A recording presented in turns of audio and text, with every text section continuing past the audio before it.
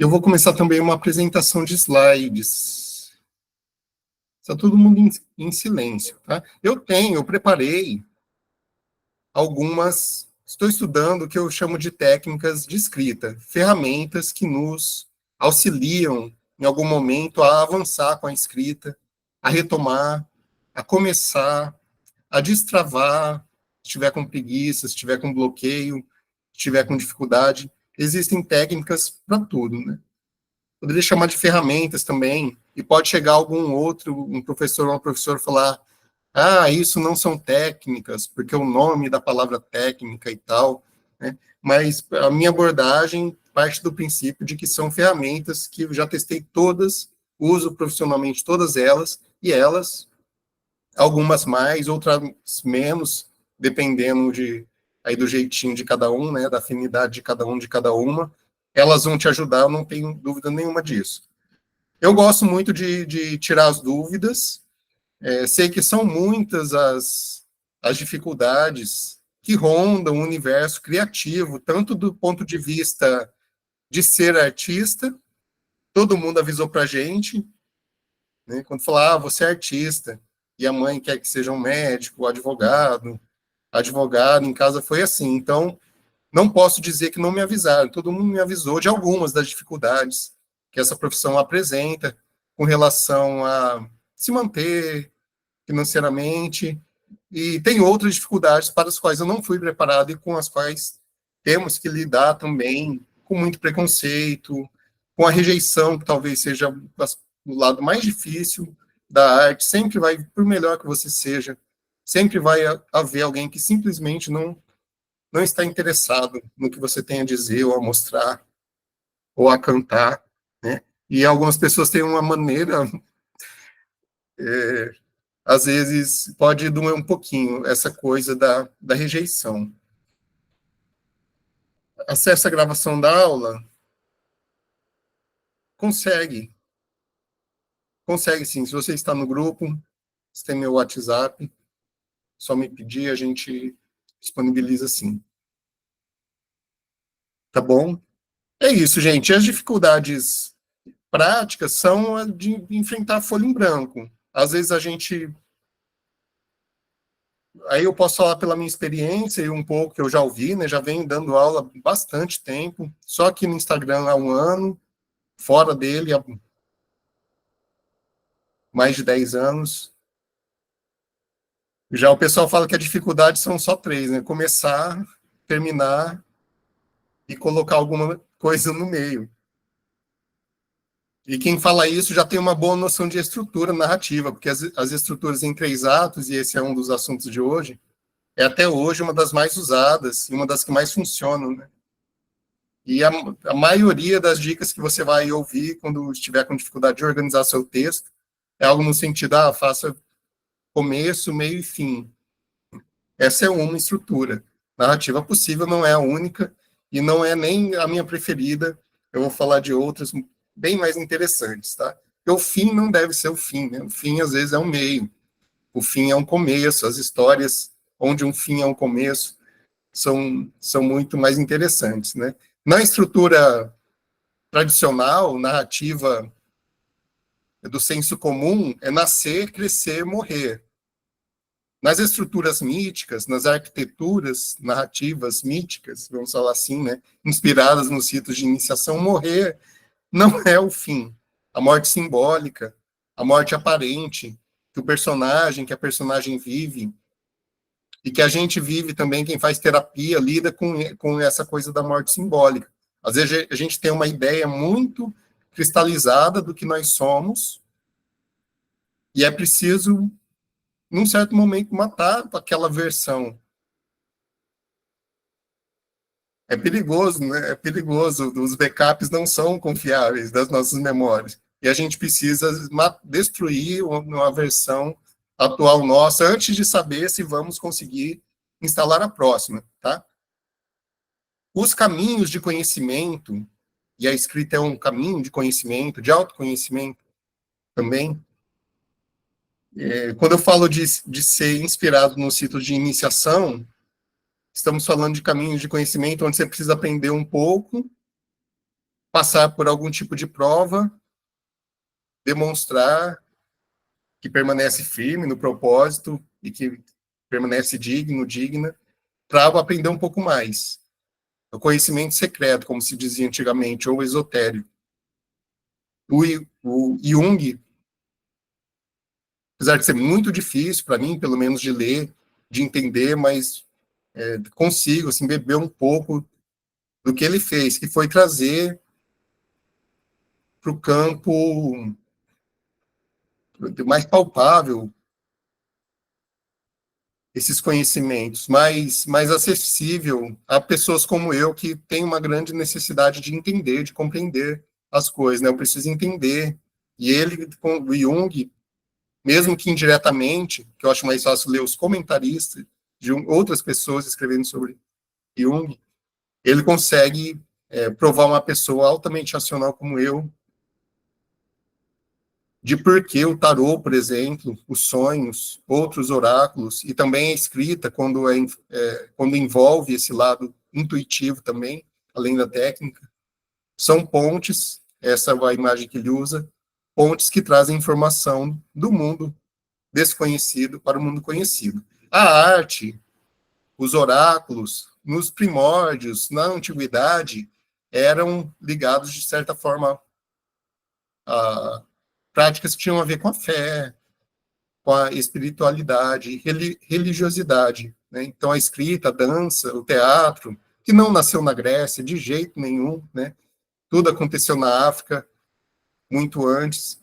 Então, os antigos tinham um objetivo parecido, que era interpretar sinais divinos, vamos dizer. E Jung traz isso para um outro campo, mantendo a essência. A essência da escrita, do tarô, dos sonhos, é trazer informações do mundo desconhecido, que aqui ele não entende mais como uma figura de Deus, né? Aquela figura patriarcal do Deus bíblico, mas sim como um inconsciente. Então, o que a escrita faz? Muitas vezes, quando você se entrega, ela traz informações do mundo inconsciente, memórias que a gente nem sabe que estão guardadas aqui, mas estão, a gente consegue colocar isso para fora, tá? Prestar atenção aos sonhos, anotar alguma coisa, ter um caderno sempre do lado da cama, anotar aquela primeira palavra que está ali flutuando na sua mente quando você desperta. Tudo isso são práticas, e aí temos como um dos padrinhos desses cursos, Jung, são práticas que vão fazer essa ponte, vão trazer temas, assuntos, ideias, imagens da parte mais criativa do nosso ser, que é o inconsciente. Tá? Difícil duvidar disso quando a gente para pensar nos nossos sonhos, né? Obras cinematográficas completas que o nosso inconsciente produz, das quais somos o roteirista, o diretor, somos a pessoa que seleciona o elenco, escolhe aquela pessoa. Por que apareceu no meu sonho? Seu inconsciente escolheu a dedo aquela pessoa para representar um trauma seu, um medo, um complexo, um esquema, alguma coisa. Vou ler um pouco de comentários e depois vou passar aqui, vou colocar os slides. Eu faço um roteiro sempre, né, com todo respeito, carinho, dedicação, me preparo bastante, mas eu deixo sempre aberto para a gente poder ir para os caminhos que a energia coletiva nos levar. 4 alunos de ensino fundamental 2, 7º ano, 8º, 9º, muito, é uma honra, é uma alegria, Kevin, Manuela, Emily, Isabela. Quando eu entrar aqui nas técnicas, colocar os slides, nós vamos ter um pouco, estou falando isso porque nessa parte inicial eu faço essa introdução improvisando e às vezes eu levo para assuntos. Tem como modular o nome do curso no certificado? Já fiz diversos cursos de escrita criativa. Sempre quando vou destinar no currículo, esse curso sempre fica o mesmo nome, fica meio suspeito. Pode ser a cada encontro, escrita criativa. Me manda uma mensagem amanhã, por favor, Vinícius, que eu vou resolver isso para você. Esclarece como funciona o teu processo produtivo e criativo na escrita, o caminho que percorre da ideia central do texto até a sua redação final. Patrick, isso depende em que tipo de texto que eu estou trabalhando. O projeto que eu estou envolvido agora profissionalmente é um espetáculo de teatro chamado As Mafumeiras. Eu sei que deve se inspirar no mito grego das moiras e que deve ter por pano de fundo história acriana. Eu moro no Acre há 15 anos, então, sem dúvida nenhuma, o primeiro passo é uma pesquisa, vamos entrevistar algumas pessoas. O teatro mexe muito com o gesto, com a expressão corporal, com as expressões faciais, as pessoas, então não tem como escrever sem levar em conta que eu preciso dar algo para o ator. Na verdade, eu devo ir aos ensaios e construir junto, como é um monólogo, só tem um ator, construir junto com ele esse texto. Mas quando eu tenho uma ideia central, aí depende se é um conto, se é poesia. O que eu mais escrevo é letra de música, né? E a letra de música, normalmente eu penso numa estrutura. A primeira coisa que eu penso é numa estrutura. Como que eu vou estruturar esse texto? Se é um conto que eu quero escrever, uma poesia, que tamanho mais ou menos você espera que esse texto vai ter? Se é uma canção, eu tenho composto canções mais curtas ultimamente.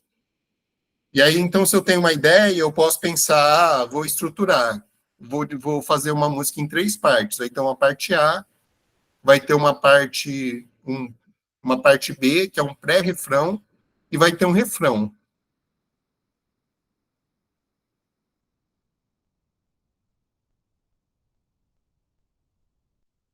Se eu vou compor música, muitas vezes eu não pego papel e caneta.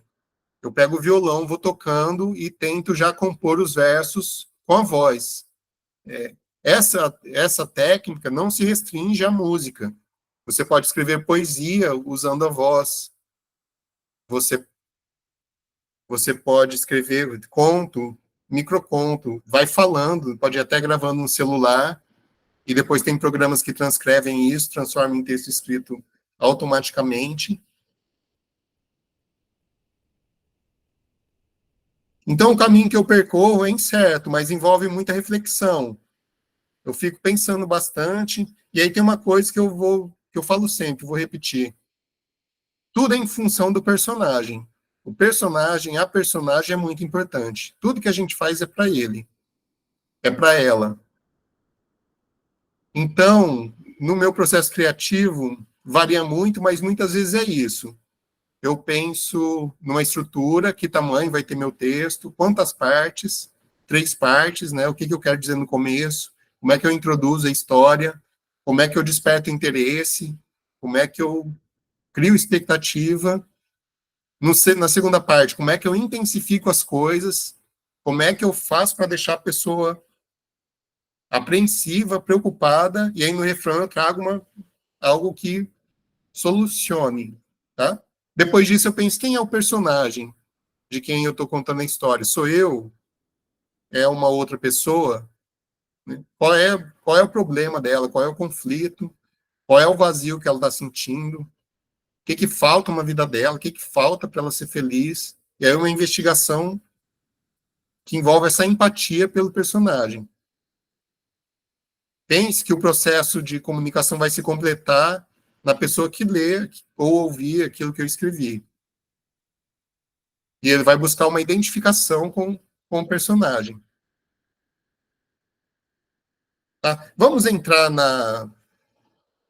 E aí eu uso as técnicas.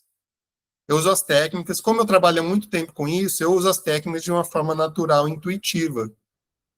Não atrapalha. A inspiração é o mais importante, sempre será. Mas as técnicas ajudam. E quanto mais você estuda, eu quero quebrar todas as regras. Então aprenda-as primeiro, né? Consiga identificá-las nas suas leituras. É o primeiro passo, as técnicas que você ensinar aqui. O primeiro exercício é você ler alguma coisa e tentar identificar que o autor, a autora usou aquela técnica, usou bem aquela técnica, e por isso o texto é tão bom. Deixa eu achar meus slides.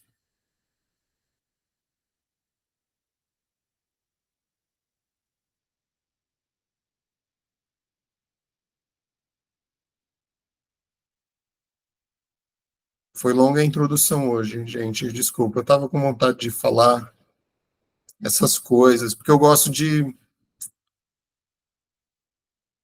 estimular, gosto de sensibilizar, gosto de deixar as pessoas com vontade de escrever. Isso é o primeiro passo, tá? E aí depois a gente vai se ajudando a apresentar agora. Vamos ver se funciona.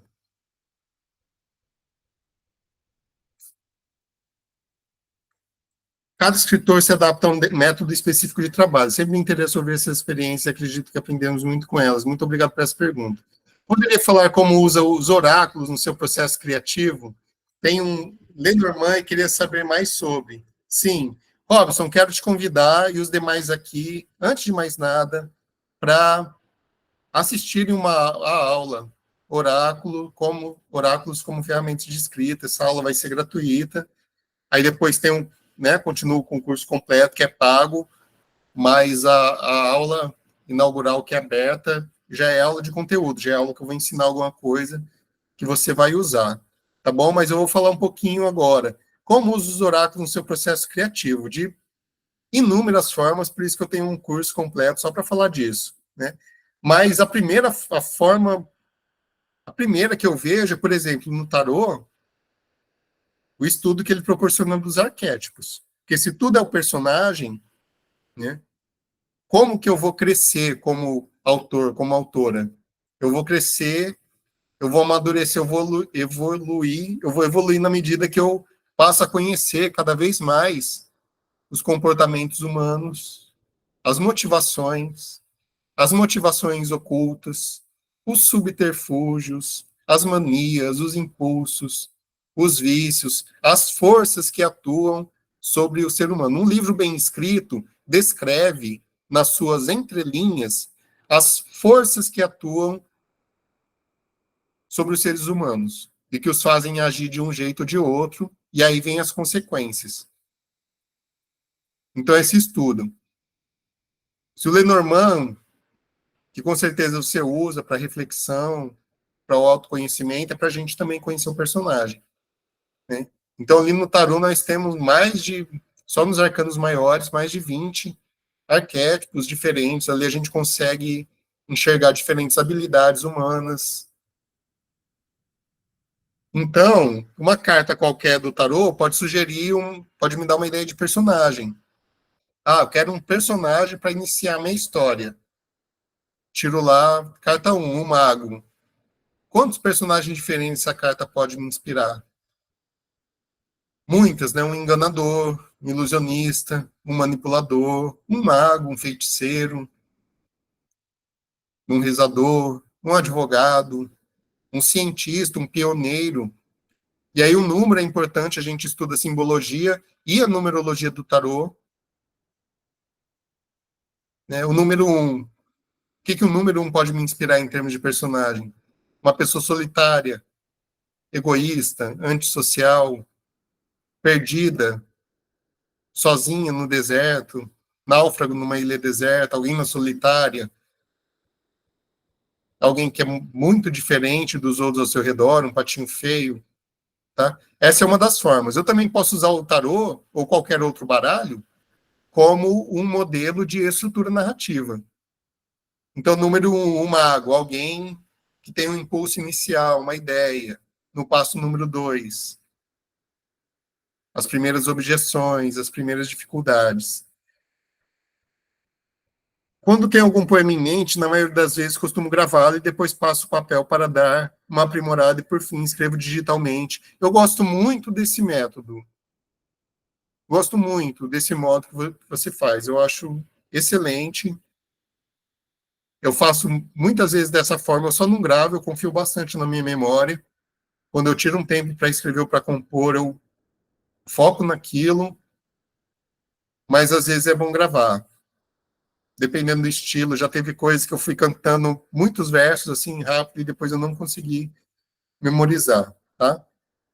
Toda vez que eu mudo o suporte, se eu estou anotando num caderno e depois vou digitar, isso já já manda uma mensagem nova para o cérebro, como meu irmão gosta de dizer. Vamos finalmente entrar na aula de hoje. Essa aula vai até umas 9h10, 9h05. O assunto técnicas de escrita, ferramentas para a criatividade. Estude essas técnicas, identifique-as nos livros, nos filmes, nas séries que você gosta. Veja se você consegue, naquela série acontece isso, tá bom? E depois você vai, aos poucos, usá-las. Editora Três Serpentes é quem realiza esse evento. Estou eu aí. Alguns anos atrás, tem algumas credenciais, não vou ficar falando aqui, alguns prêmios que eu ganhei, o mais importante é esse APCA, Associação Paulista de Críticos de Arte, 2024, pelo roteiro do Noites Alienígenas. Recebi o prêmio Grão de Música, e muitos outros, mas vamos para uma coisa mais interessante. Antagonismo é a primeira técnica da qual eu vou falar hoje. Eu tenho um dicionário de técnicas de escrita que tem mais de 100 técnicas, estão em ordem alfabética. Hoje eu vou falar de umas 7 ou 8. Então, tem várias que são da letra A. Minhas melhores poesias foram escritas sem ter nenhuma ideia do que eu iria escrever. Sou apaixonado pela folha em branco, especialmente por saber que eu serei responsável por adicionar palavras nela, essas transformando em poema. Não existe jeito melhor de escrever.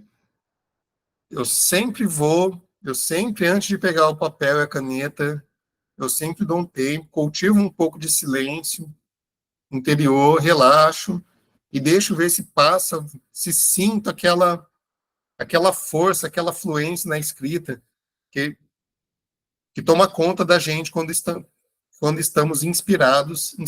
Se a inspiração te guiar, vai atrás dela, esqueça tudo que você estudou, tá? Na hora que precisar de um auxílio, aí você pode usar técnica, você pode usar um oráculo, pode usar um baralho. Os sonhos são muito interessantes. Os sonhos, que são um oráculo também, trazem informações do mundo desconhecido, inconsciente para o conhecido, o consciente. Os sonhos são uma maravilhosa fonte de temas para escrita, de assuntos, de ideias, de imagens literárias, tá bom? Porque o nome Editora Três Serpentes? Três Serpentes é o nome de uma música minha, inédita, nunca gravei em nenhum dos meus álbuns.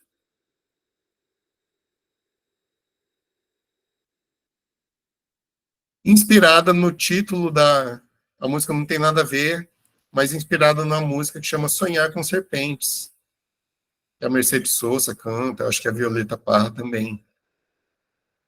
E aí nessa canção eu narro 3 sonhos com serpentes, com a serpente dourada, com a azul e com a vermelha. Um maravilhoso exemplo de estrutura narrativa em 3 partes. Eu sabia que queria escrever uma canção que queria narrar sonhos com serpentes.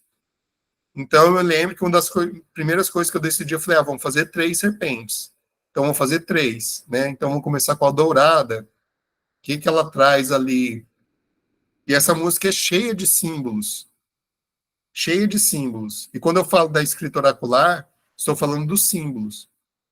Quando eu interpreto o sonho, quando eu leio tarô e interpreto as cartas, estou trabalhando com leitura de símbolos, interpretação de símbolos, palavras, expressões que querem dizer uma coisa mais profunda.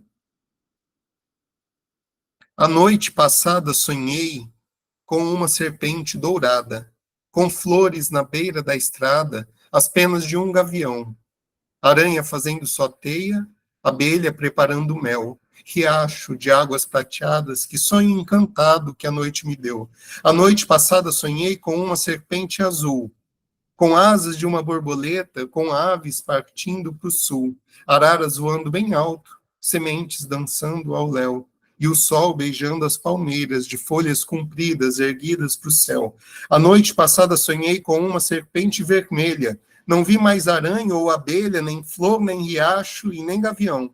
Sozinho no meio da selva, silêncio e escuridão, deitei a cabeça na relva, esperando a morte em meu coração.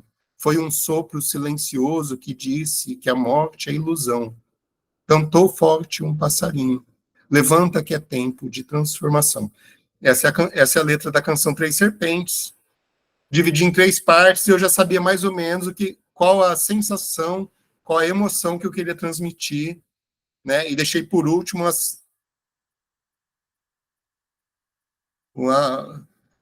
a serpente vermelha e trabalhei com essa ideia de morte simbólica, morte aparente, parecer que era o fim, parecer que ia morrer, e aí um canto de um passarinho traz essa vida. Vamos começar com a aula agora. Agora está valendo. Primeira técnica de escrita da noite, antagonismo. O que é o antagonismo? É uma força que se opõe ao seu herói, ao protagonista da sua história. De quem é a história que você está contando? Se é uma poesia em primeira pessoa, também existe esse personagem, que é você mesmo, você mesma, que é o seu eu lírico. Então, o antagonismo é uma oposição, um contraste entre duas forças, e pelo menos uma delas é uma pessoa, é um personagem, tá? Normalmente são dois personagens que fazem oposição pessoal,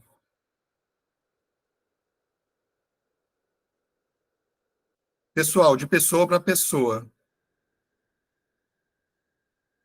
Então, reflita, quem são os antagonistas do seu herói? Quem são as pessoas que, de alguma maneira, estão no caminho dele, dela? Talvez você consiga identificar algum antagonista até na sua vida.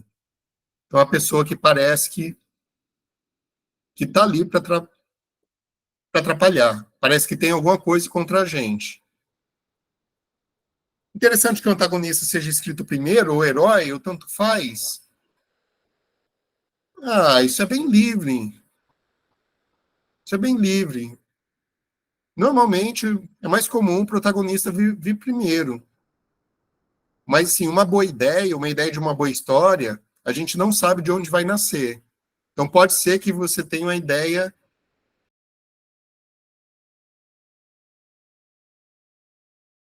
não tem história. Eu sei que eu tenho uma figura aqui na minha mente, que é um vilão. Aí, sim, começa por ele. Acho que interessante é você ter repertório, ter cartas na manga. Então, se não está dando certo, começar pelo protagonista, experimente começar pelo vilão, pelo antagonista. Tá? O antagonista é muito importante. Se o antagonista é importante numa história, ele é importante também quando ele aparece na vida. Porque é normalmente o antagonista quem traz os desafios. E no desafio, o herói, a heroína vai mostrar o seu valor, vai crescer, vai ganhar confiança, vai ganhar segurança, vai se motivar para seguir.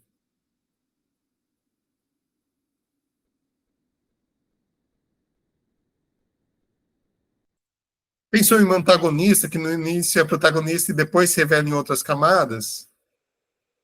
Com certeza, essa é uma excelente ideia. Aí você vai ter a oportunidade de trabalhar com um pouco de desorientação do leitor, que é uma técnica da qual vou falar hoje, se der tempo.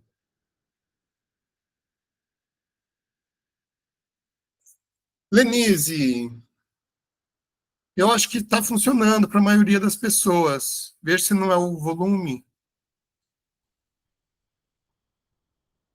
seu volume, por favor, tá? O papel de antagonista pode ser feito não necessariamente por uma pessoa, tá bom? Pode ser uma força da natureza, pode ser uma força interna, uma resistência pessoal.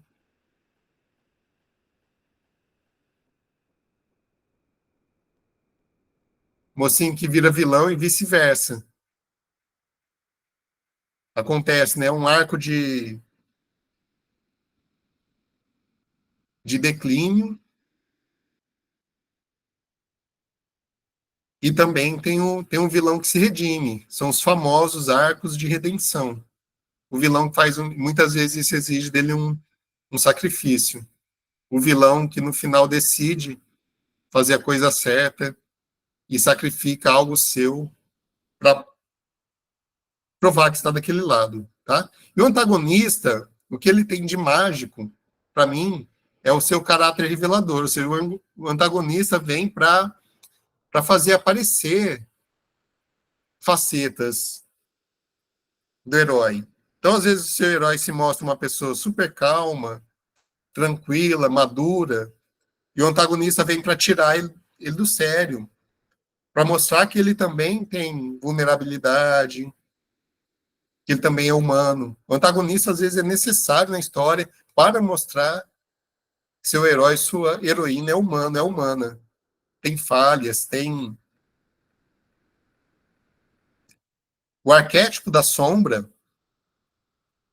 Breaking Bad também. Poderoso Chefão. O arquétipo da sombra é um longo estudo. Batman nem se fala. Com relação ao arquétipo da sombra. O arquétipo da sombra é um arquétipo que pode inspirar o antagonista, mas ele também é parte intrínseca do herói. Todo herói tem a sombra, tem o vilão dentro de si. E aí integrar essa sombra é um trabalho para uma vida inteira. Então é um assunto que nunca vai ser esgotado dentro da escrita. O que eu posso sugerir de exercícios para você com relação...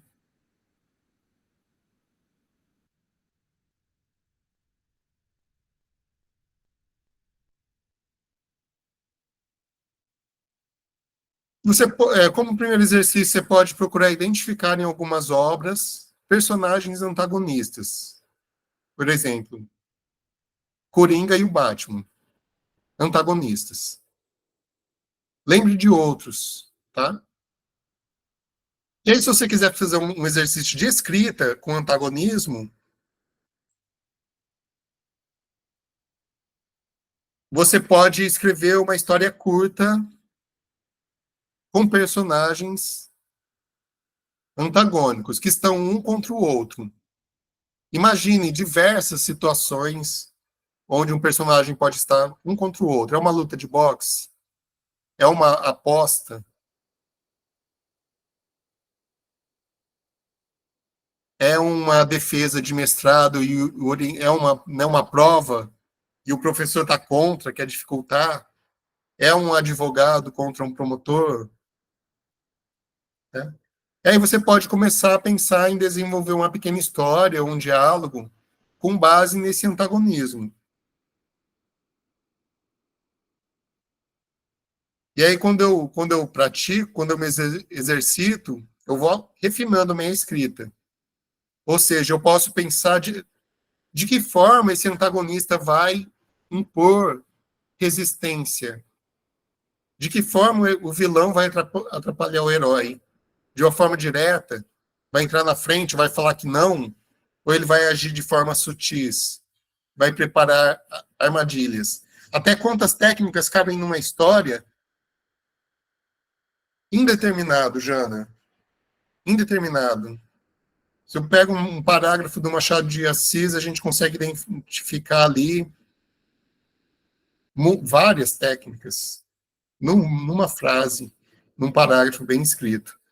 As técnicas, né, às vezes se confundem, se parecem uma com a outra. Eu trouxe algumas bem parecidas para a gente trabalhar nessa sutileza das diferenças. Mas não é infinito, tá? Cabem muitas técnicas. Por isso que eu falo tanto, leia os autores que você gosta, não precisa ler o livro inteiro, releia um parágrafo, um capítulo que você adora, e tente identificar o que tem aqui. Tem antagonismo, tem elipse, tem ironia, tem contraste, tem conflito. Tá? Qualquer dúvida me fala, eu vou passar. Bem simples, antagonismo. A próxima é parecida, mas não é igual. É a antítese. Antítese é a posição entre duas ideias. É parecido com antagonismo porque é um contraste de forças. Mas antagonismo é mais entre pessoas e aqui entre ideias. Ideias e força. Aqui a gente pode trabalhar com conceitos mais abstratos. Por exemplo, vida e a morte.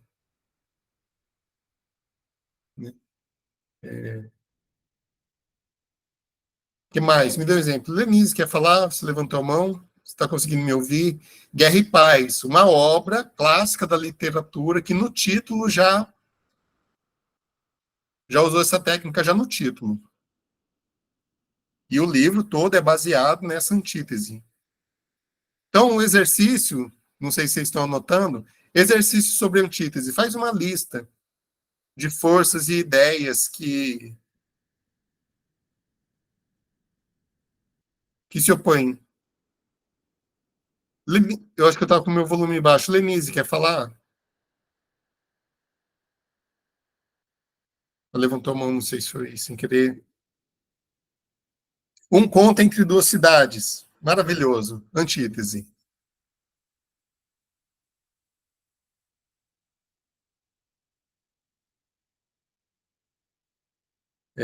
Tem uma que eu adoro. Caos e Ordem. Caos e Ordem não é uma antítese interessantíssima? Um texto sobre bullying como antagonista adolescente. Perfeitamente. E o que é que acontece? O que que a gente descobre no final? Que antagonista, tudo é relativo. Einstein dizia, né? O homem mais inteligente que já existiu. Tudo é relativo. Ela é antagonista em relação ao protagonista da história. Mas a antagonista é também uma heroína no seu próprio caminho, que está talvez passando por um momento ali por um baixo, está praticando bullying, está num momento, né, perdido da vida. Mas ela é uma heroína no caminho dela, que um dia pode encontrar a redenção. Amor e ódio, Vênus e Marte, muito criativo. Encontro do Rio com o Amar, o Edinaldo, muito poético. A Pororoca. E por que eu falei aqui contraposição? Usei essa palavra difícil.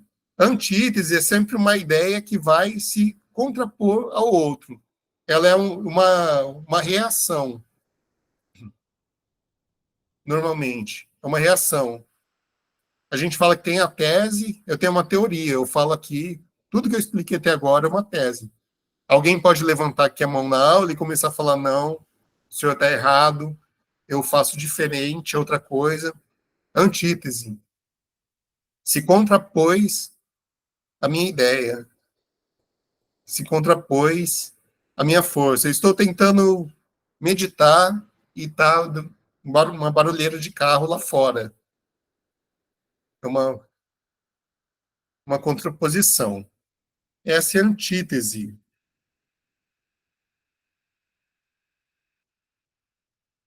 Depois que você fizer uma listinha de ideias opostas, pense em mais. Esse exercício está bom para os alunos.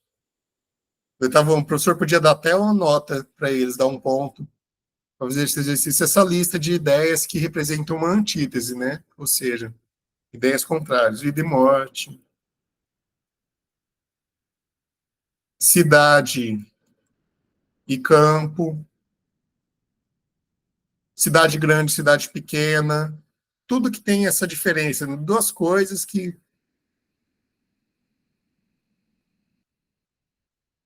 E aí você pode depois que você pensou em pelo menos duas ideias que fazem antítese, tente escrever uma frase. Por exemplo, tente escrever uma frase contendo a palavra vida e morte. Uma frase escrevendo contendo as palavras amor e ódio.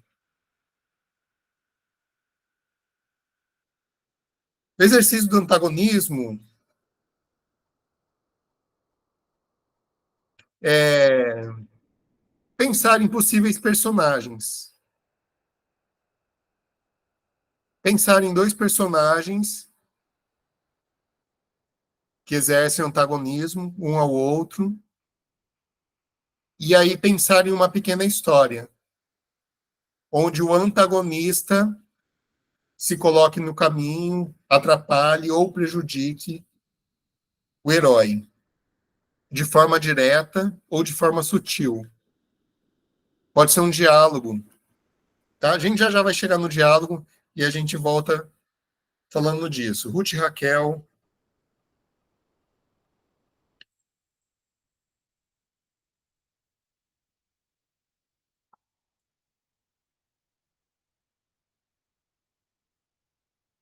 Vamos seguir, tá? Gente, qualquer dúvida me fala. Vou adiantar um pouquinho. Esse é importante. Arco de personagem. Essa é uma ótima ideia para começar. Então, quando me pergunta como você começa seu processo, como começar um romance, como começar um conto, tá? Existem muitas formas. A ideia que você tiver é válida, tá? Mas se eu estou procurando por alguma coisa, uma possível maneira é essa. Pense primeiro no personagem, né? Ah, não estou conseguindo criar uma história. Cria um personagem. É um pouco mais fácil. E aí depois a gente, né, vai aprimorando o perfil desse personagem, acrescentando detalhes, cada vez mais detalhes a ele. Senhor das Moscas, antagonismo e antítese, sim.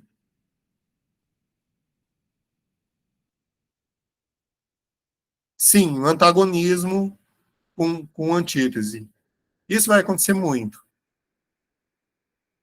Com antagonismo e antítese ao mesmo tempo. Personagens antagônicos que têm valores, princípios diferentes, tá? Arco de personagem talvez é a coisa mais importante que eu vou falar hoje. O que é arco de personagem? São as etapas de desenvolvimento. Durante uma história, o personagem vai se desenvolver para melhor, para pior, às vezes vai continuar mesmo, né? Mas então o arco do personagem é o seguinte: quem é o personagem no início da sua história e quem é esse personagem no final da história.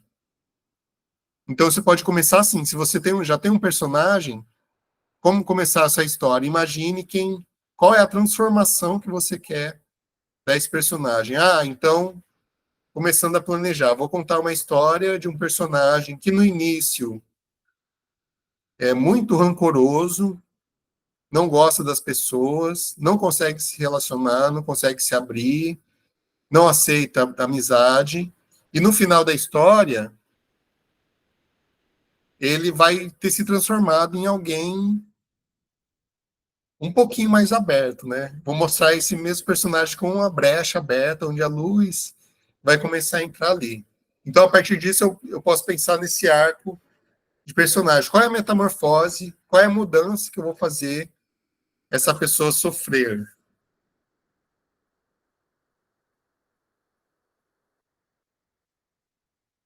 E aí, os eventos-chave.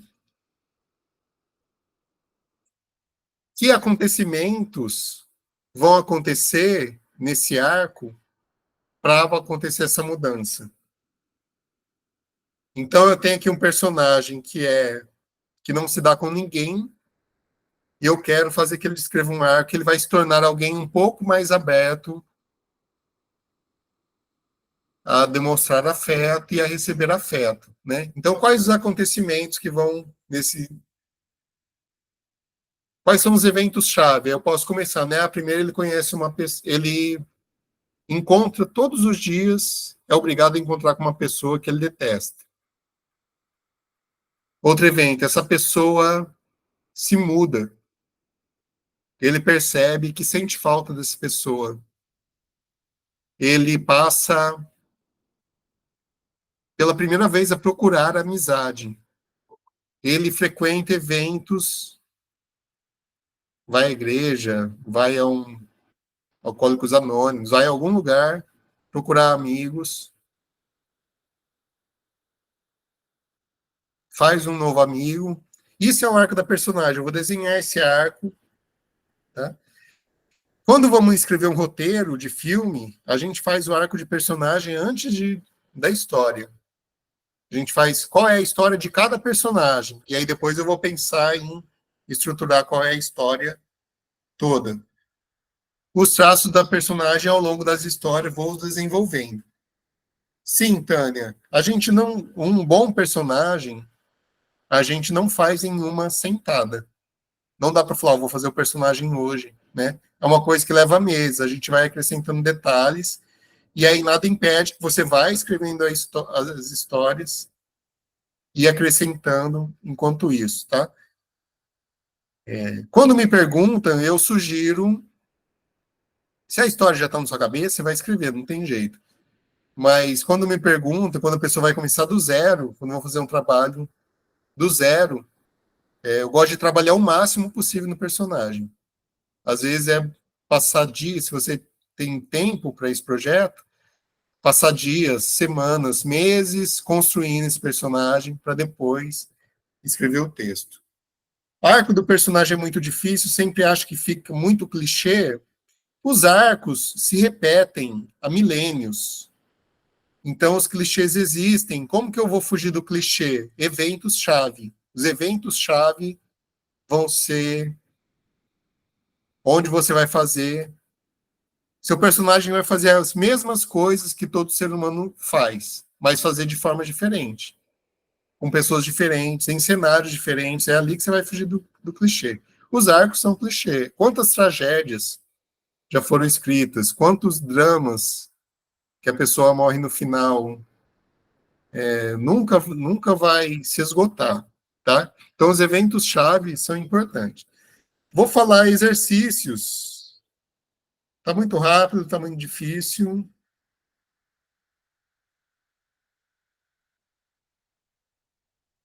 Exercício com arco de personagem. Crie um personagem.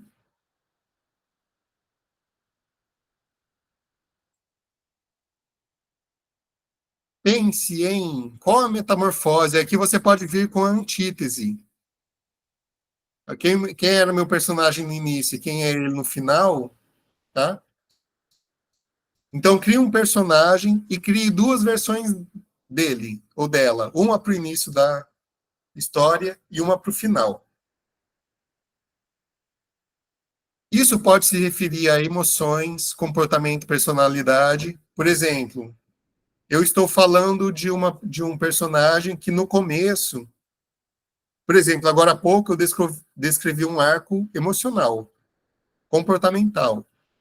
Eu falei das emoções, né, dos sentimentos. Um personagem não sabia se relacionar e aos poucos ele vai se transformando em alguém que consegue dar e receber afeto, tá? Mas o meu arco pode se basear em algo mais concreto. Por exemplo, meu personagem é um menino que começou como engraxate na frente de um banco e ele acabou se tornando o gerente daquele banco. Né? Quando eu vou escrever um romance, eu vou trabalhar, preciso trabalhar sério no personagem. Sério mesmo. O personagem tem um caderno de notas só para o personagem. E passar meses acrescentando ali, escrevendo um monte de coisa que depois nem vai para o livro, mas que você sabe, você conhece aquele personagem com a palma da mão. E aí você vai escolher o que vai mostrar ou não para o leitor. O que eu quero dizer é que quando eu vou trabalhar um personagem complexo, eu posso ter vários arcos para o mesmo personagem. Eu posso escrever 4 arcos para o mesmo personagem. Eu tenho meu personagem. Então, meu personagem, arco material, né, do mundo concreto. Ele é o engraxate e no final vai se transformar em um gerente de banco. Arco emocional, ele é um menino inseguro, carrega o estigma do abandono, porque é órfão, e vai terminar como um homem maduro, com inseguranças, porém consciente delas. Já estou aqui escrevendo arcos para o personagem, é esse o exercício. É isso que você vai fazer.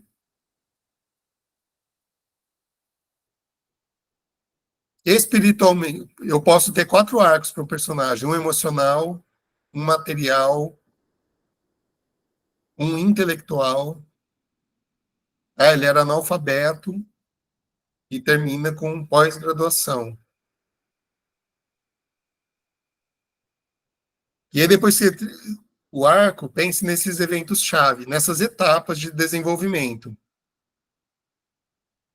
Se eu quero fazer um arco de um personagem tímido que se torna um artista de palco extrovertido, isso não vai acontecer em um passo só, isso vai acontecer quantas etapas ele vai precisar passar para chegar ao outro ponto do arco. E aí, para cada etapa dessa, eu tenho que pensar em eventos-chave. Que evento vai levar o seu personagem a passar, a subir cada degrauzinho e avançar? E aí é aqui que eu vou quebrar os clichês. Esses eventos, eu vou ter que pensar em alguma coisa diferente, que eu não andei lendo muito por aí.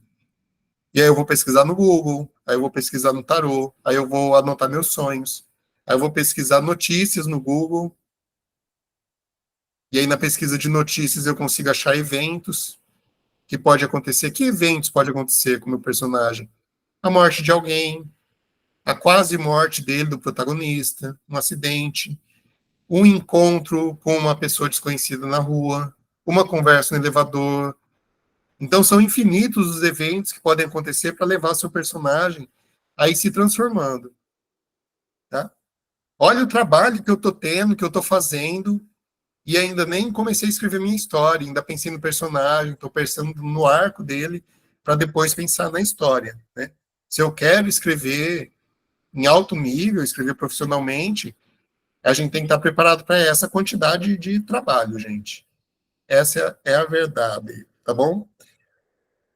Qualquer pergunta sobre arcos? Ainda estamos na letra A, gente. Temos mais 15 minutos, tá bom? De aula, ainda tem bastante gente presente aqui. Eu quero colocar um. Vou dar um recado do patrocinador, aqueles. Eu vou colocar um link aqui.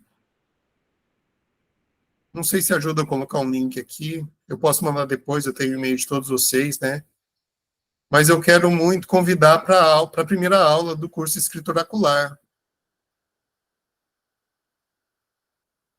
A primeira aula do curso Escrita Oracular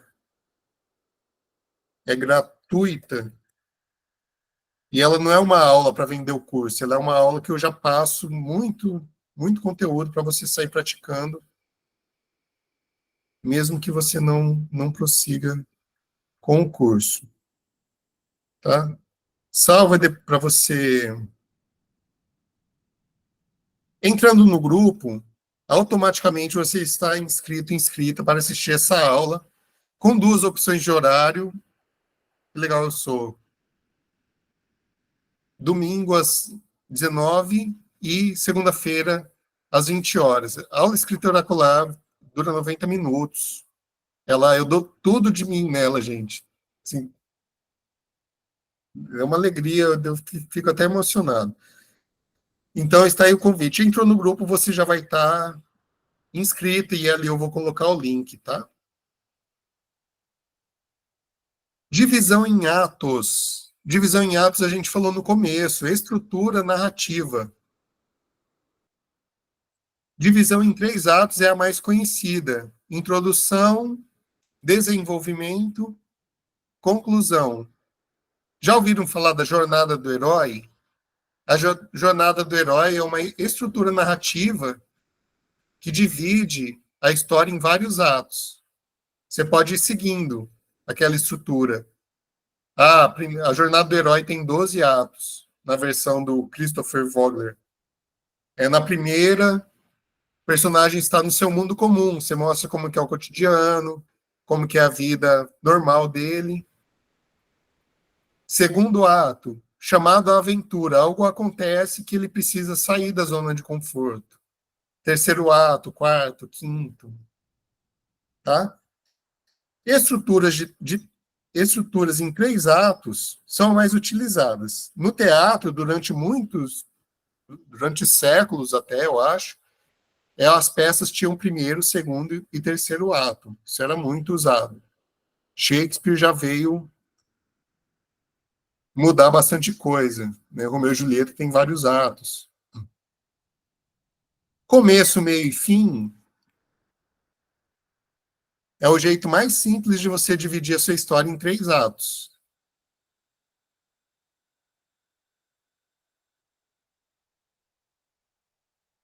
Helenita, ótima noite. A gente vai ficar aqui mais uns 15 minutos. Não vai, vamos precisar marcar outra aula, né, gente? Eu tenho aqui um monte de técnicas, falei só de 3. Tá? Se vocês pretendem escrever uma redação para a escola, uma poesia, qualquer tipo de texto, redação para Enem, qualquer tipo de texto, o simples fato de você, na sua cabeça, dividir esse texto em 3 partes, já vai te ajudar a organizar melhor as ideias. Se eu vou escrevendo de qualquer forma e, de repente, eu termino, acho que devo terminar e termino, maravilhoso, né? Seguiu a inspiração. Alguns leitoras, podem sentir essa falta de foco, falta de direcionamento. Né? Quando o texto está bem estruturado, e às vezes na pura intuição a gente já estrutura bem, principalmente depois que você estudou e treinou bastante, né? Uma boa estrutura faz o texto ter sentido, ter direção.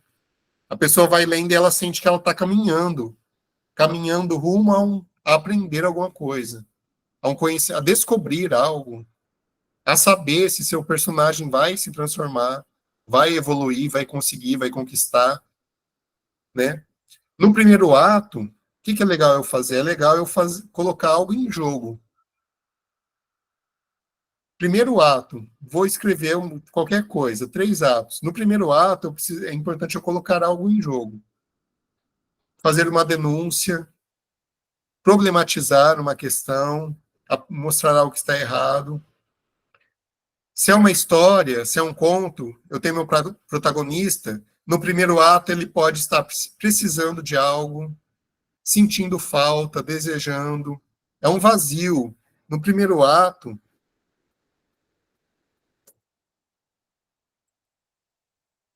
eu posso falar de um vazio, de uma ausência.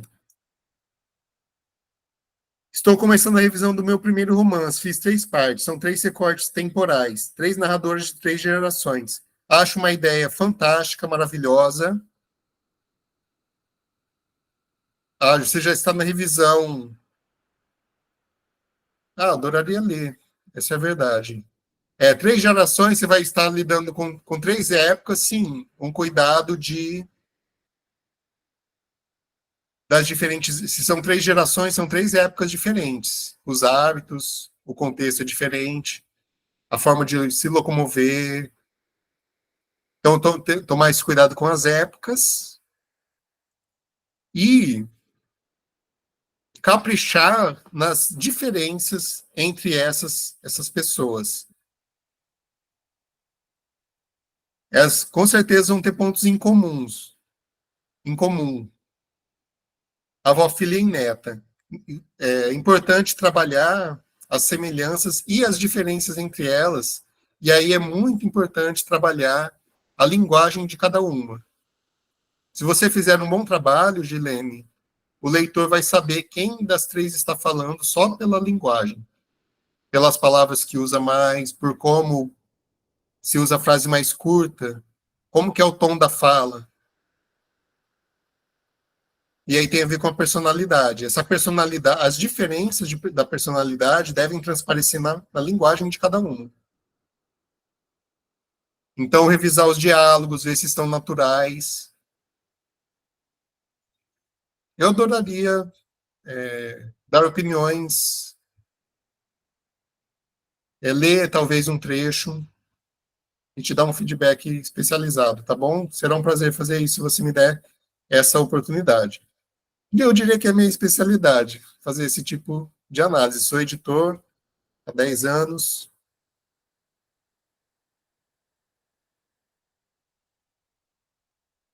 Aquele filme As Horas, né? Gilene, várias técnicas estão envolvidas nesse seu trabalho. Uma delas é o ponto de vista. Então, avó, mãe e neta, talvez tenham eventos que 2 presenciaram, ou que talvez até as três presenciaram o mesmo evento. Não sei se isso acontece, mas só dando um exemplo, né? Então, eu tenho a oportunidade de mostrar o ponto de vista, de que diferente forma cada uma dessas três protagonistas enxerga uma mesma situação. Olha que coincidência, Érica, uma história parecida. Vão sem medo, gente. Elas têm tudo para ser completamente diferentes uma das outras, essas histórias, tá? Não tenha medo de usar estruturas narrativas. Você não vai cair no clichê, você vai achar um objeto, você vai achar alguma coisa. Continue estudando, gente. Considere investir num curso. Meus cursos são muito bons, se me permitem falar, mas não são os únicos. Tem muita gente fazendo trabalhos sérios com o ensino da escrita, tá? Eu amo fazer isso. Adoraria receber uma mensagem de qualquer de vocês que precisar de uma ajuda especializada. Essa é a divisão em atos. Ainda estou falando de atos. Ó, no primeiro ato, um vazio. Primeiro ato. Ato 1. Algo está vazio ou ausente. Ato 2. O herói ou a heroína faz tudo que está a seu alcance para preencher esse vazio.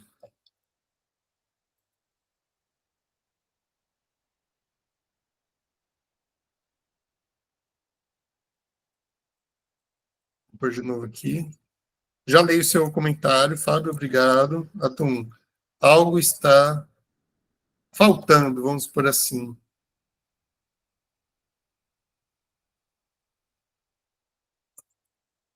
Realidade.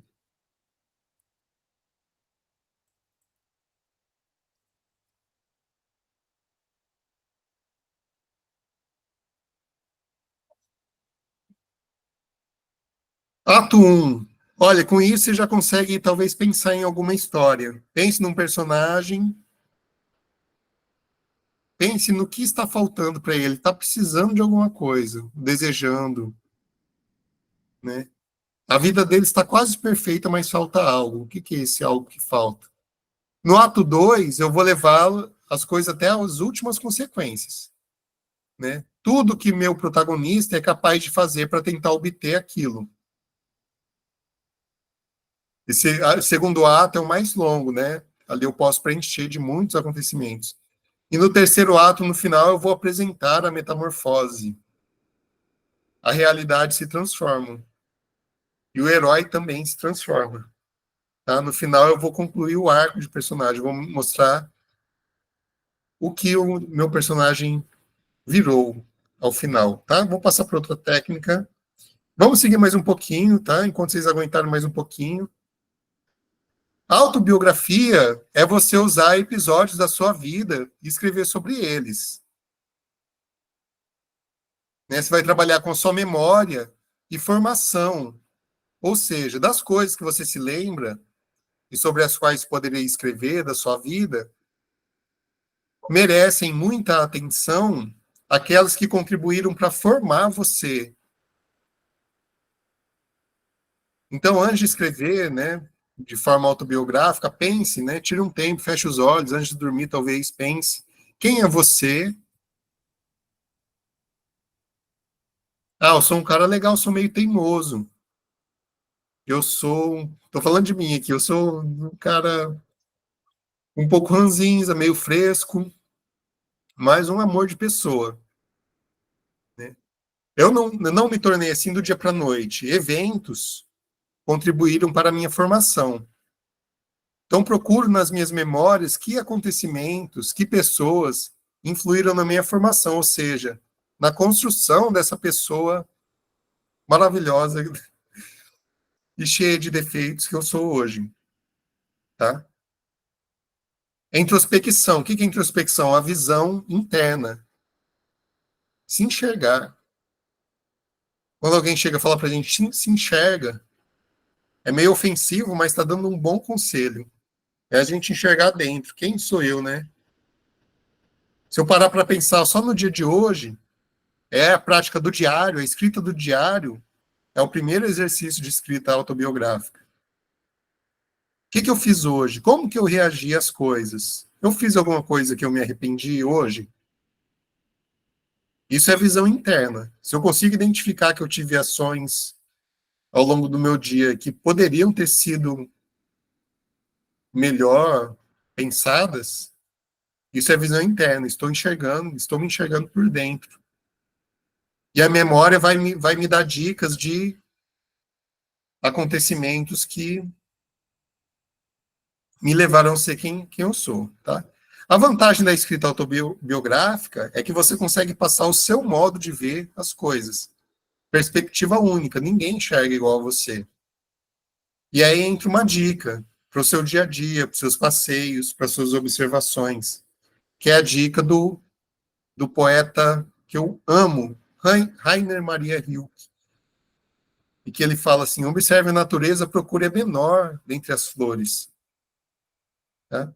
Então, se você vai no mesmo lugar com 30 colegas da sua sala, se você tiver atento, você vai ver uma coisa, faça esse exercício. Vai num lugar onde está cheio de gente e procura por alguma coisa que você acha que as pessoas não estão vendo. Sempre vai ter uma coisa, se você estiver atento, atenta, sempre vai ter algo que só você vai enxergar. E aí você escreve sobre isso.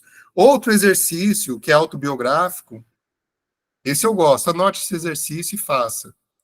Uma lista, faça uma lista de tudo que tem no seu quarto. Tudo que tem dentro do seu quarto. Esse pode valer ponto também. Mas né, às vezes a gente não quer mostrar esse texto para outra pessoa. Lembre-se de colocar nessa lista itens visíveis e invisíveis também.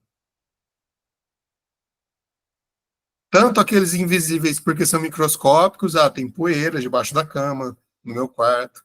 E tem coisas que são invisíveis porque não são do plano material. São emocionais, né? Tem lembranças, tem isso, tem aquilo. Tem os monstros que eu tinha medo debaixo da cama, atrás do armário, né? Uma lista das coisas que tem no seu quarto é um exercício autobiográfico. Vamos um pouquinho mais para frente. Vamos mais 4 minutinhos, tá, gente? Até 9h20. Que no ar que são 7h20, ainda tá cedo.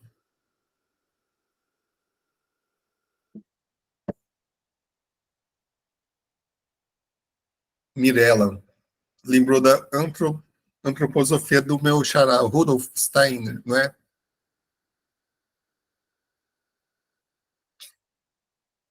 Vou falar sobre mais uma técnica, desorientação do leitor, da leitora. O que é? De propósito, eu vou causar dúvida. Eu quero deixar o leitor confuso. Eu quero que ele sinta que não está entendendo a coisa. Que ele fala, mas espera aí, quem? Como? Forma de registro de participação? Não. Se você desejar um certificado, normalmente eu não dou certificado, dessa vez eu vou dar, gratuitamente. Para quem entra no grupo, que eu já coloquei aqui o link, né? Entre no grupo que amanhã eu vou colocar um link lá para você pedir o seu certificado de participação. Se você não pedir, fica muito puxado para mim anotar aqui todo mundo que está presente e emitir um certificado. Eu preciso que vocês solicitem, tá? E aí a forma mais prática é o grupo, porque entrando no grupo vocês me ajudam também a movimentar. Fica ali até a próxima aula. Oráculos como ferramenta de escrita. Eu vou liberar nesse grupo, aí depois, se você não achar interessante, você sai do grupo, tá? Mas ali eu vou entregar certificado. Posso dar até esses slides, se vocês quiserem, né? Existem muitas formas de eu provocar confusão no leitor, desorientar o leitor. A primeira delas não é a primeira, né? Mas uma dentre muitas é a não linearidade.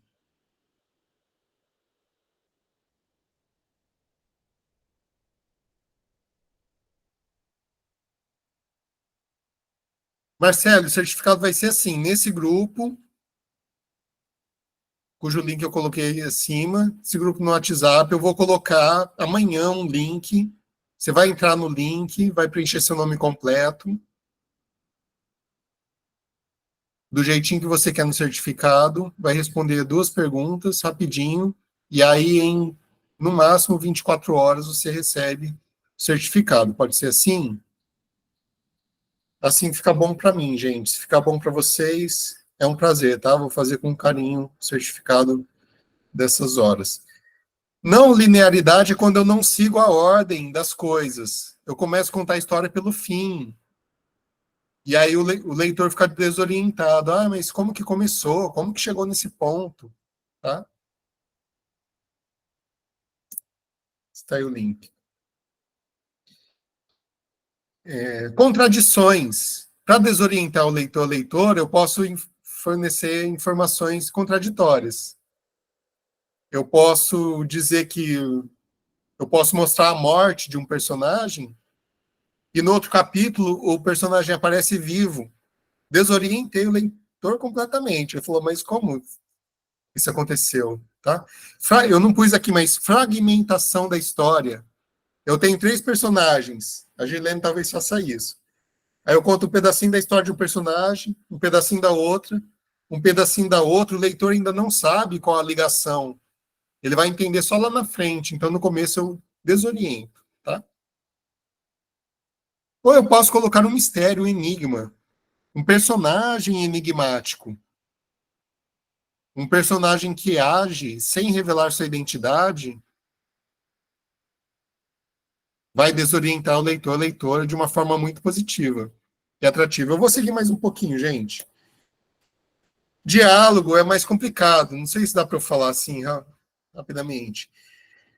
Técnica para descrever sonho. Ana, carinhosamente te convido para a aula Oráculos como ferramenta de escrita, porque eu vou dar uma instrução muito completa para isso.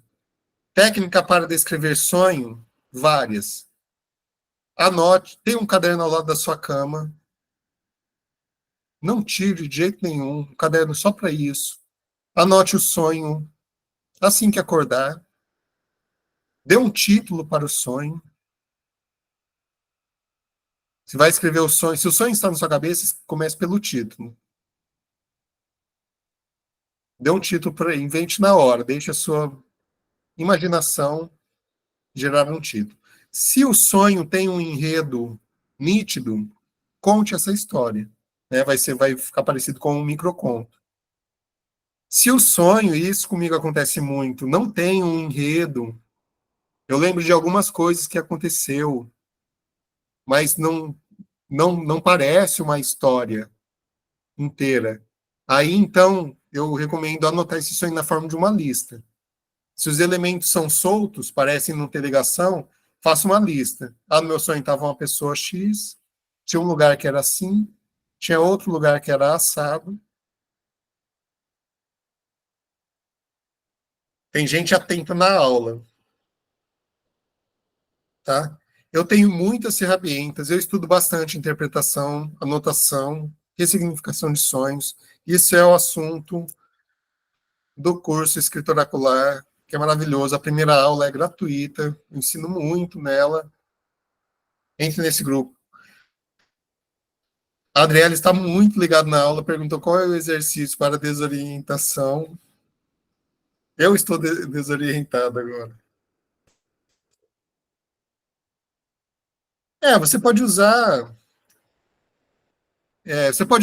informações contraditórias. Então escreva um pequeno texto onde você fornece duas informações contraditórias, de modo a impedir que o leitor, a leitora, saiba exatamente o que está acontecendo. E aí você pode resolver esse conflito no final ou não, deixar em aberto. tá, gente? É o último adiamento do final dessa reunião, vai até 21h30 e não passa disso, tá? Diálogo, eu preciso falar melhor no outro dia, porque o diálogo é crucial. Se o diálogo estiver mal feito, a pessoa vai sacar na hora, vai falar, né? Vai perceber se aqui separa as crianças dos adultos, como se costuma dizer, né? No diálogo, cara, se o diálogo não estiver legal, a pessoa vai sacar que, né, que falta alguma coisa ainda, que falta amadurecer, tá? E a primeira coisa, diálogo é um difícil. O primeiro passo, Luciano, vamos mudar isso a partir de agora. Antes de escrever o diálogo, trabalhe bem como é a linguagem de cada um dos personagens. Isso tem que fazer que elas sejam diferentes.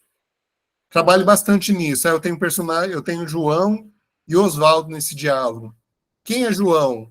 Frequentou escola pública, trabalha de mecânico. Como é que é a personalidade? Ele é um pouco ansioso, tá? Junto com o perfil de personagem, vai trabalhar a linguagem. Qual é o tom da fala dele? Ele fala, ele é calmo, é grave, ele é mais formal, ele usa frases longas, que você se perde, ele usa frases curtas, ele é ansioso, então parece que ele se atropela falando, ele usa palavras mais difíceis, tá? Trabalha a linguagem dos personagens, escreva bastante sobre isso, né? Numa entrevista de emprego, como cada um desses personagens responderia as coisas.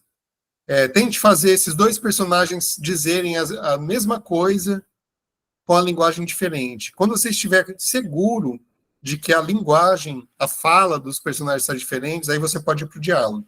Tá? Segunda dica crucial, seus diálogos vão mudar. Cada personagem envolvido num diálogo tem os seus objetivos. Isso não pode sair da sua mente. Ah, o João vai ligar, telefonar para o Oswaldo agora. Qual é o objetivo de João com essa ligação? E qual é o objetivo de Oswaldo nessa conversa? E aí, nas entrelinhas, aí o seu diálogo passa a fazer sentido. Ele passa a ter razão de ser. Você está usando o diálogo para que os personagens vão revelando nas entrelinhas os seus objetivos. E a sua personalidade por meio do tom que ele fala, que ela fala, tá? Além disso, e aí tem uma terceira dica por enquanto sobre diálogo, tem muito mais. Diálogo é muito importante. A terceira dica é, não vou dar a terceira dica. Só essas duas dicas tá ótimo. Você já vai mudar os seus diálogos, tá? Tem uma dica, vou dar uma terceira dica que é do teatro.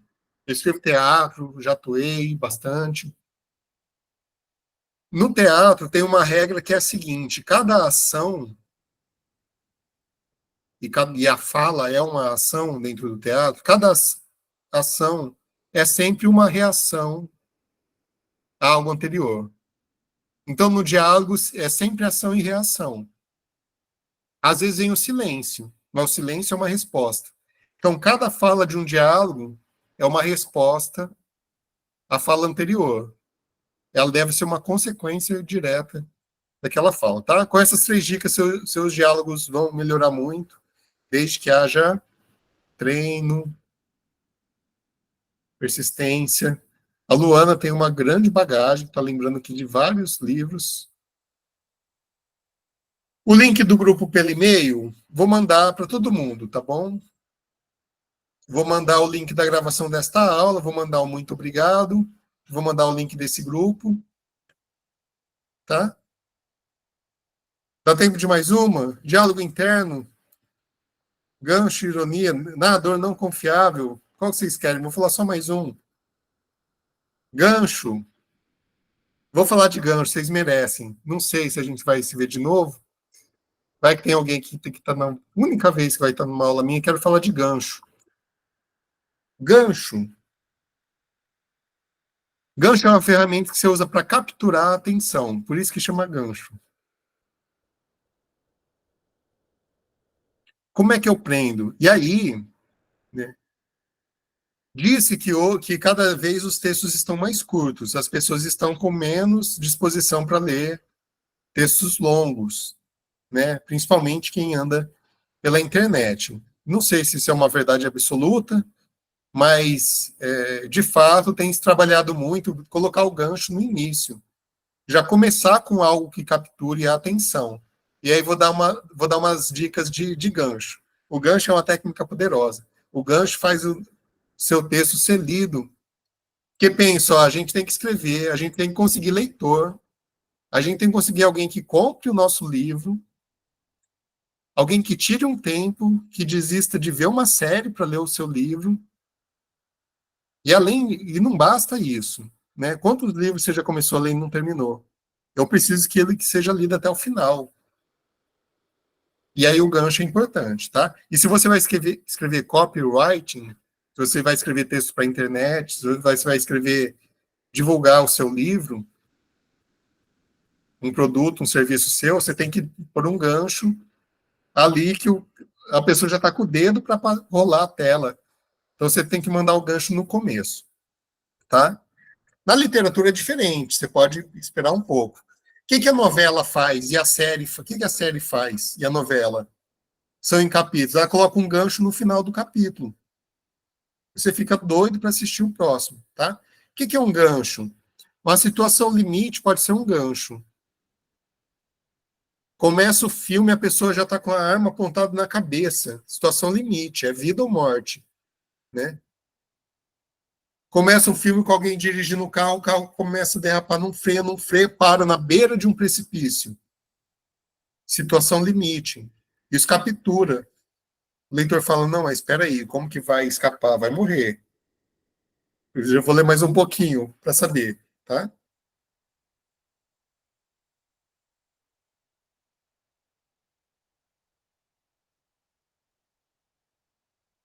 O que mais que eu posso? Já estamos encerrando a aula de hoje, quero saber se tem alguma dúvida. Situação limite é uma forma. Qualquer mistério é um gancho. Qualquer tipo de mistério, uma identidade, né? Começo a descrever uma pessoa fazendo uma coisa. Começou a desembrulhar o jornal lentamente. Sentiu o peso do conteúdo nas suas mãos.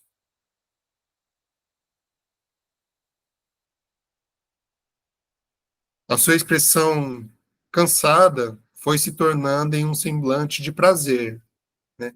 Trabalhando com mistério. Vou mostrando alguma coisa e deixando claro que tem algo em cena. Causar apreensão no leitor. Exatamente. Revelação mais flashback. Você pode começar com uma revelação, com algo já. Como vou dizer isso?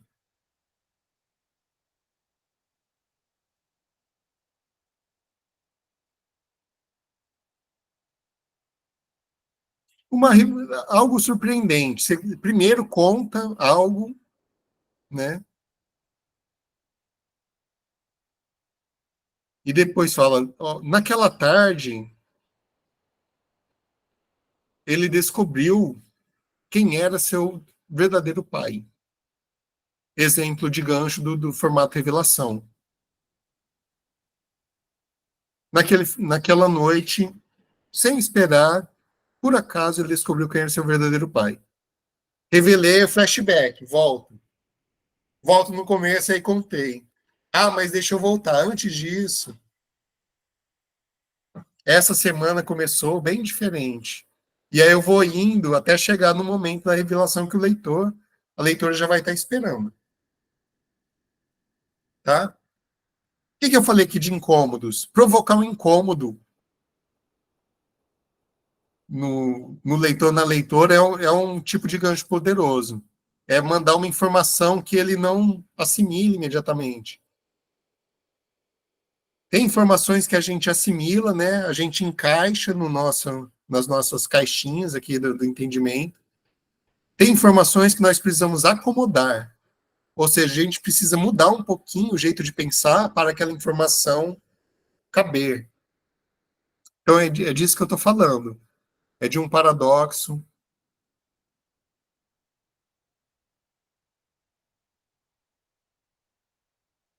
Muitas pessoas me perguntam como é que eu, se eu como é que eu escrevo minhas composições.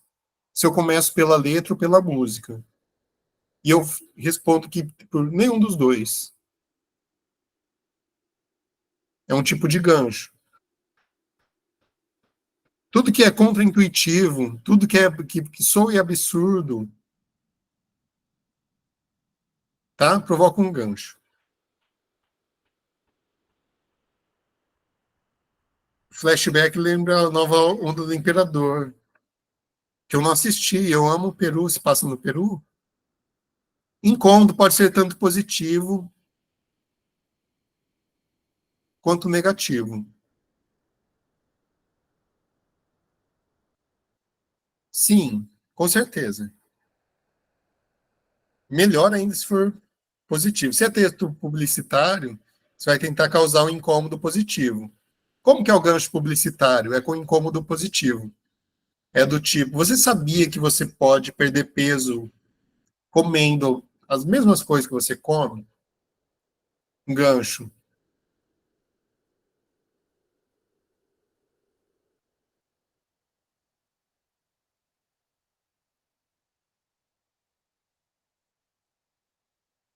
Você acredita que o processo de escrita, o processo criativo, é 1% inspiração e 99% transpiração, trabalho duro?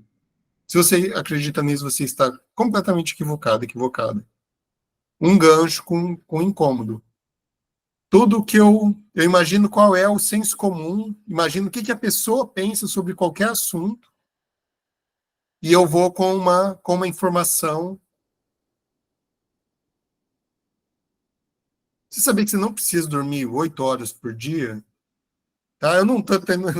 Eu tô cansado já, gente. Eu não tô conseguindo ter boas ideias aqui de ganchos com incômodo, tá? Vocês devem estar cansados, cansados também. Aí no Brasil já são 9h35, vou jantar agora. Pela última vez, vou deixar aqui o link. Agradeço muito a presença de vocês. Foi um prazer, um abraço especial para quem está pela primeira vez em uma live minha. Faço isso com todo carinho. Vocês devem ter percebido. Esses comentários são muito gentis. Eu faço até um print. Olha que Daniela falou, maravilhosa. Primeira vez da Ana. Que seja a primeira de muitas.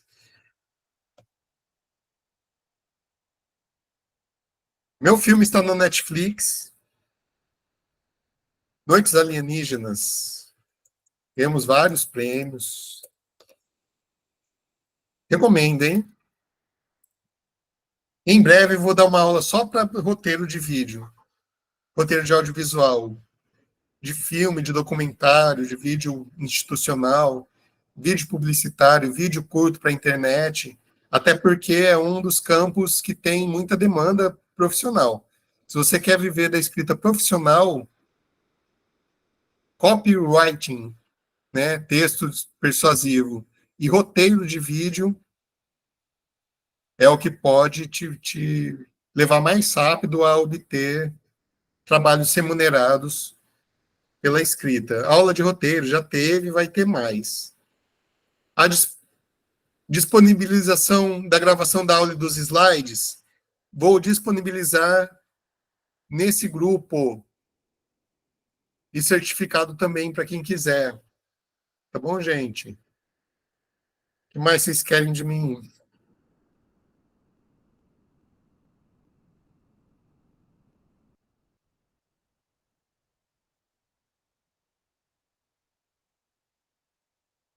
Pode fazer qualquer pergunta.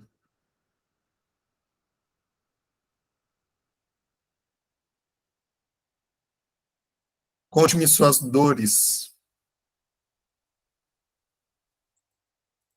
Qual a dificuldade? Estou copiando.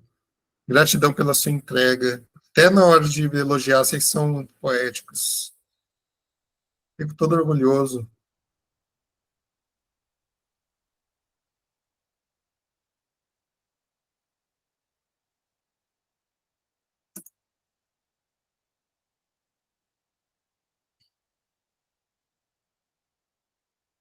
Interessado em copywriting?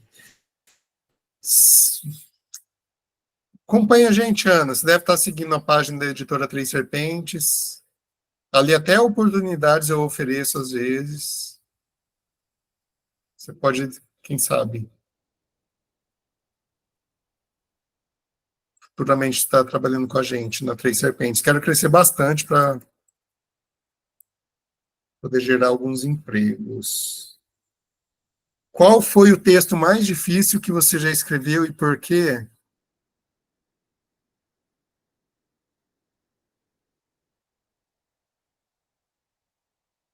Nunca me fizeram essa pergunta, Luana. Texto mais difícil que eu já escrevi e por quê? Talvez foram textos, biografia minha, texto que eu tenho que escrever sobre mim, contando minha trajetória. Acho que é por isso. E assim, há muitos anos desde quando eu vim para o Acre, meu sonho era escrever um romance. Até hoje eu não consegui nem começar. Então esse é o mais difícil. O mais difícil é o que eu não escrevi, né? É um romance. É difícil porque eu não sei por onde começar. Tem tanta coisa. Aprimorar seu romance. Conte comigo, viu? Posso ajudar. Tenho certeza disso. O texto mais difícil que eu já escrevi. Teve textos que eu tinha pouquíssimo tempo, alguns projetos que eu tinha um prazo curto para escrever. Eu advoguei muitos anos, sou advogado, então algumas peças jurídicas foram muito difíceis, é muito trabalhoso, tem que pesquisar. Esse texto no qual estou trabalhando agora, de teatro, As Mafumeiras, vai ser um grande desafio, mas eu não tenho medo de escrever nada, gente. Eu faço isso praticamente desde que eu nasci, amo fazer.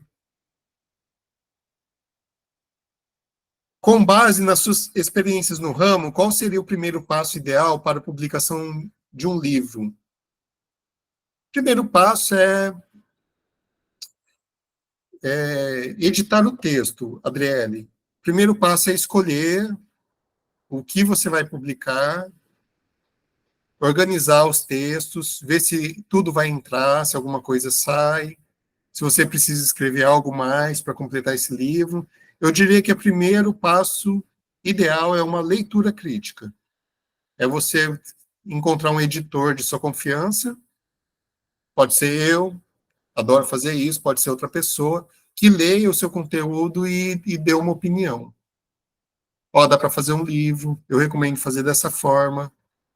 A pessoa já, se o leitor crítico é editor, ele já te dá até um orçamento.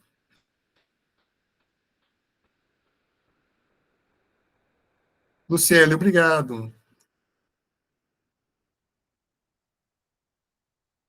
O primeiro passo é ter alguém de confiança com quem contar, Adriele, para olhar seu texto e para te ajudar a chegar num ponto que você fale, meu texto está pronto para ser publicado. Seu texto já está pronto para ser publicado, revisão ortográfica, tá? Se já está tudo pronto, procurar um editor, me procura. Você vai saber quanto custa para se autopublicar, né? Pode ser que o editor fale, seu texto é muito bom, vale a pena tentar publicar por alguma editora que banque, né? Algum concurso, algum prêmio, tá? Mas a publicação é muito digno e é muito em conta, assim, eu já fiz livro aqui para aluna com R$ 1.000. Vai receber os livros em casa, 100 exemplares. 1.000 e um pouquinho, mais o frete, tá bom? Nos vemos no grupo. Qual livro indica para quem está se iniciando no universo da escrita? Indico o meu livro, o e-book, 100 exercícios de escrita criativa, Rodolfo Minari.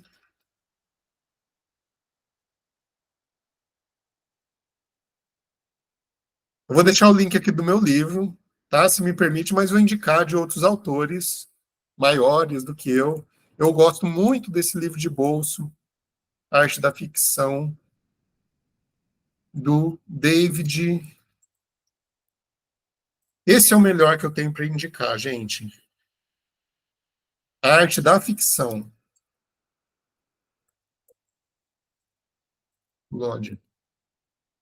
Tá? Depende um pouco de que tipo de texto você pretende escrever, Marcele.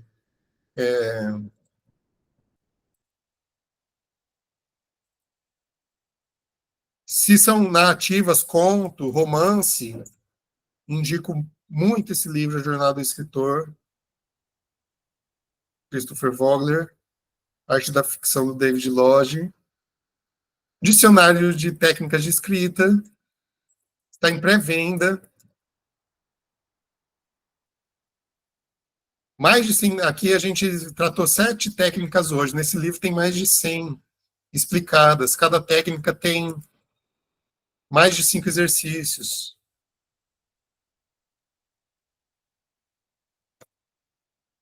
Vou deixar aqui o link dos meus livros, tá, gente? Essas aulas não têm o objetivo de vender nada. Meu objetivo é ensinar vocês. Isso é um propósito firme que eu tenho. Deixa eu deixar rapidinho esse link para não perder essa oportunidade. Meu livro está no 11,90, eu já estou demorando para aumentar o preço, então aproveitem. É um e-book. Só um segundo.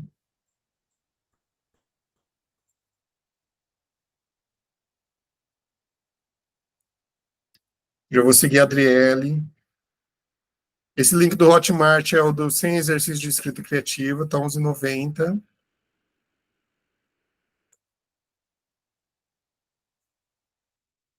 E esse aqui é meu livro, Dicionário de Técnicas de Escrita. Gente, eu estou caprichando tanto nesse. São mais de 100 técnicas, cada um tem mais de 5 exercícios. Uma explicação muito mais detalhada do que eu dei aqui, com exemplos da literatura nacional e internacional. Ele está em pré-venda, quer dizer que você vai comprar agora por um preço assim, metade do preço, e vai receber o livro daqui uns 40, 45 dias. Tá? A vantagem é que é mais barato, e essa desvantagem que tem que esperar um pouquinho. Já tem até feedback dos alunos. Seguir o tratamento literário também. Já vou seguir vocês agora. Que legal. Alunos do 8º ano, gente, que responsabilidade. E eu não tirei o PEC em nenhum momento. Eu passei. Estamos aqui no nível da pós-graduação. Eu vi e tenho certeza que eles acompanharam. Deixa eu seguir logo. Tratamento literário. E o biscoito e poesia. Eu adoro biscoito.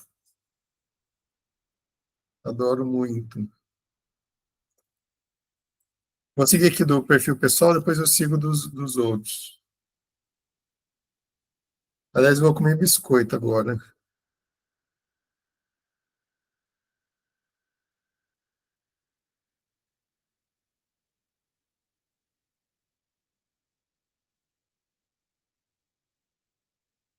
Obrigado, Fábio. Agradeço. Estou te seguindo. Tratamento literário, adorei também esse nome. Ainda tem 30 pessoas aqui. Vocês são, como se diz, inimigos do fim. Não gostam que a coisa acabe. Fica lá ajudando a arrumar, recolher a bagunça. Público fiel. Sei que já é tarde, gente. Aqui eu estou zanzando que ainda está cedo. Ainda vou jantar. Às vezes eu canto, tendo o violão.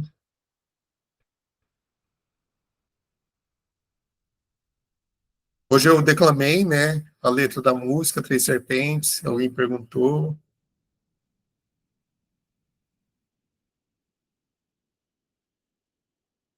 Que mais? Alguma pergunta?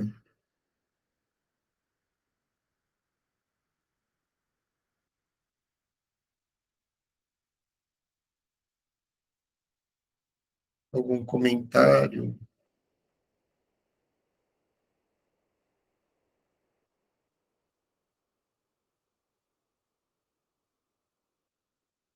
Já vou parar a gravação.